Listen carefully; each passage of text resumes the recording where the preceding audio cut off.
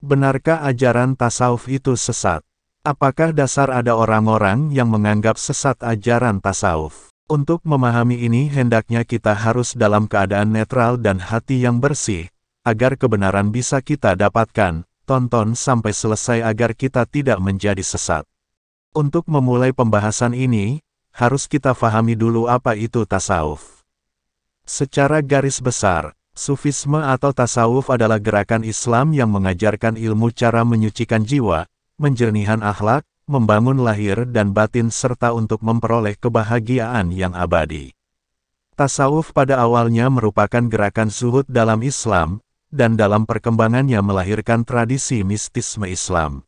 Tasawuf juga dapat diartikan sebuah upaya yang dilakukan manusia untuk memperindah diri dengan akhlak yang bersumber pada agama dengan tujuan mendekatkan diri kepada Allah. Tujuan dari tasawuf yaitu bertujuan untuk mendekatkan manusia kepada Allah dengan sedekat-dekatnya dan agar manusia tidak tergoda dengan nafsu yang nikmatnya hanya sementara dan orientasinya hanya kepada dunia. Untuk itu, para sufi memiliki konsepsi tentang jalan tarekat menuju Allah.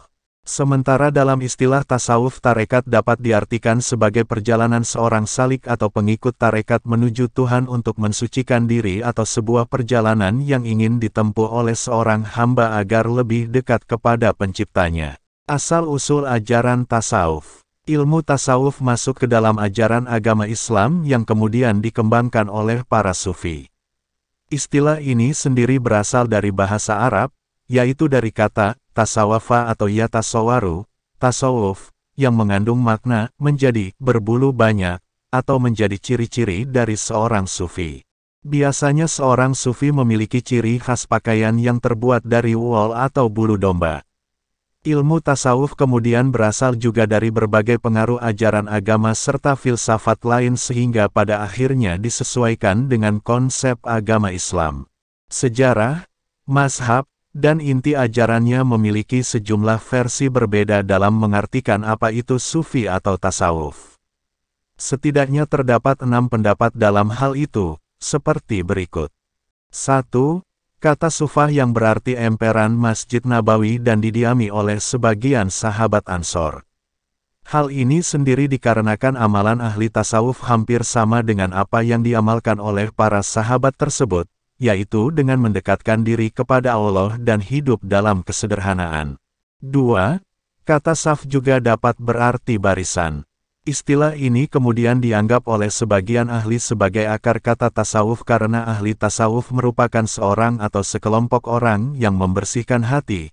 Mereka kemudian diharapkan berada pada barisan saf pertama di sisi Allah Subhanahu wa Ta'ala. 3. Kata safa juga dapat berarti bersih, karena ahli tasawuf kemudian berusaha untuk membersihkan jiwa mereka untuk dapat mendekatkan diri kepada Allah Ta'ala. 4. Kata sufanah, sebagai sebuah kayu yang bertahan tumbuh di padang pasir. Hal ini karena ajaran tasawuf dapat bertahan dalam situasi yang penuh pergolakan, ketika umat muslim terbuai oleh materialisme serta kekuasaan, sebagaimana kayu sufanah yang tahan hidup di tengah-tengah padang pasir yang tandus. 5. Kata teosofi, kemudian berasal dari bahasa Yunani yang berarti ilmu ketuhanan, karena tasawuf banyak membahas tentang ketuhanan. Dan keenam kata, suf dapat juga bermakna bulu domba, karena para ahli tasawuf pada masa awalnya menggunakan pakaian sederhana yang terbuat dari kulit atau bulu domba, wool.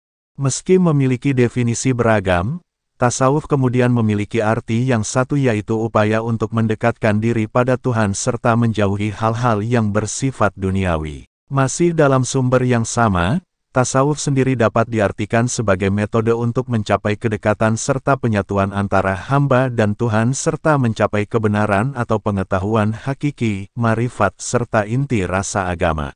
Sesungguhnya, ilmu tasawuf memiliki banyak arti dan dikemukakan dari beberapa ahli. Berikut ini pengertian ilmu tasawuf dari berbagai sudut pandang. 1. Syekh Abdul Qadir Al-Jailani. Tasawuf merupakan mensucikan hati dan melepaskan nafsu dari pangkalnya dengan halwat, riyadullah, taubah, dan ikhlas. 3. Al-Junaid.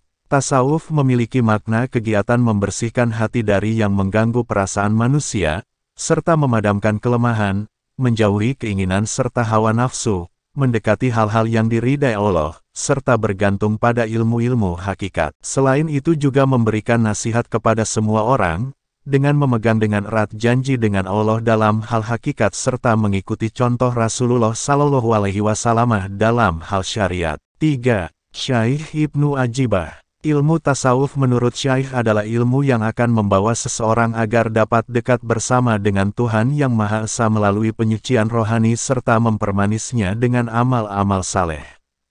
Jalan tasawuf yang pertama dengan ilmu, yang kedua amal serta yang terakhir adalah karunia ilahi. 4. Haji Muhammad Amin Syukur. Tasawuf sebagai suatu latihan dengan kesungguhan riyadullah, mujahadah untuk kemudian dapat membersihkan hati, mempertinggi iman serta memperdalam aspek kerohanian seseorang. Hal ini sendiri dilakukan dalam rangka mendekatkan diri manusia kepada Allah sehingga perhatian yang ia miliki kemudian tertuju kepada Allah. Terlepas dari banyaknya pengertian tasawuf oleh para ahli, beberapa pandangan mengenai tasawuf dapat diartikan sebagai salah satu upaya yang dilakukan oleh seseorang untuk menyucikan diri. Hal ini dilakukan dengan menjauhkan pengaruh kehidupan yang bersifat kesenangan duniawi serta dengan memusatkan seluruh perhatiannya kepada Allah Ta'ala, jadi dengan lebih menekankan pada aspek kerohanian dibanding aspek jasmani yang ia miliki. Terdapat beberapa versi tentang munculnya ilmu tasawuf. Ada yang percaya bahwa tasawuf telah ada sebelum Nabi Muhammad SAW menjadi rasul. Ada pula yang meyakini bahwa tasawuf muncul setelah kerasulan Nabi. Hal ini kemudian berasal dari orang-orang daerah Irak dan Iran yang baru masuk Islam sekitar abad ke-8 Masehi. Meski sudah masuk Islam, hidupnya tetap memelihara kesahajaan serta menjauhkan diri dari berbagai kemewahan dan kesenangan keduniaan. Sebagian pendapat lainnya menyatakan bahwa asal-usul ajaran tasawuf berasal dari zaman Nabi Muhammad SAW. Berasal dari kata, beranda, sufa, dan pelakunya disebut juga dengan al-sufa, seperti telah disebutkan di atas.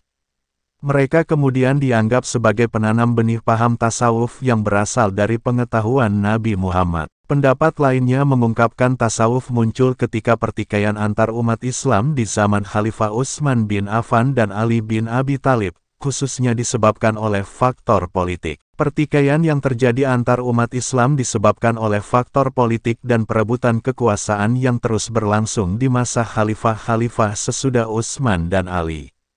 Muncullah masyarakat yang bereaksi terhadap hal tersebut kemudian menjadikannya menganggap bahwa politik dan kekuasaan merupakan wilayah yang kotor. Mereka melakukan berbagai gerakan uslah, yaitu menarik diri dari hingar-bingar masalah duniawi. Lalu muncullah gerakan tasawuf yang saat itu dipelopori oleh Hasan al-Basri pada abad kedua Hijriah. Terdapat beberapa prinsip yang dapat dilakukan dalam bertasawuf. Menurut para ahli prinsip tasawuf yang bisa dilakukan adalah sebagai berikut. 1. Zikir. Zikir sebagai suatu proses pemurnian hati, pembersihan serta pelepasan. Orang-orang yang melakukan zikir kemudian bertujuan mendekatkan diri pada Tuhan melalui doa serta melantunkan lafaz zikir. 2. Fikr atau meditasi. Saat pikiran merasa bingung atau bertanya-tanya, pusatkanlah perhatianmu yang kamu miliki ke dalam diri dengan berkonsentrasi pada satu titik. Meditasi sebagai suatu perjalanan kegiatan mental dari dunia eksternal menuju suatu esensi diri. 3. Sahar, bangkit. Dengan membangkitkan jiwa dan tubuh sebagai proses mengembangkan kesadaran mata dan telinga. Selain itu juga sebagai suatu proses mendengarkan hati, serta proses meraih akses menuju potensi diri yang tersembunyi. 4.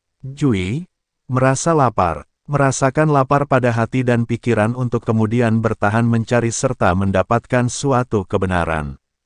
Proses ini kemudian melibatkan hasrat dan keinginan yang mendalam untuk tetap tabah serta sabar dalam mencari jati diri.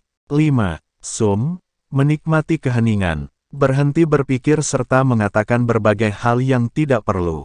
Kedua hal ini merupakan proses menenangkan lidah serta otak serta mengalihkan dari godaan eksternal menuju Tuhan.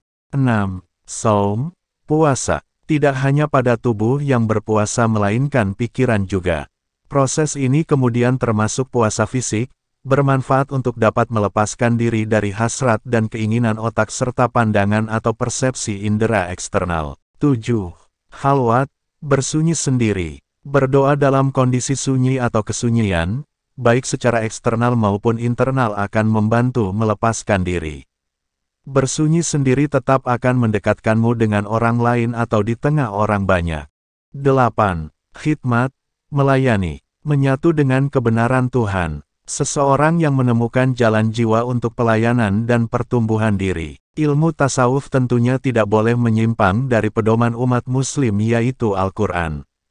Berikut di bawah ini adalah dasar-dasar ilmu tasawuf, yakni Surat Al-Baqarah ayat 115 berbunyi, dan kepunyaan Allah lah dari timur dan barat, maka kemanapun kamu menghadap maka disitulah wajah Allah. Sesungguhnya Allah adalah maha luas rahmatnya dan maha mengetahui. Surat Al-Baqarah ayat 186 berbunyi, dan jika hamba-hambaku bertanya kepadamu tentang aku, maka jawablah bahwasanya aku sangat dekat.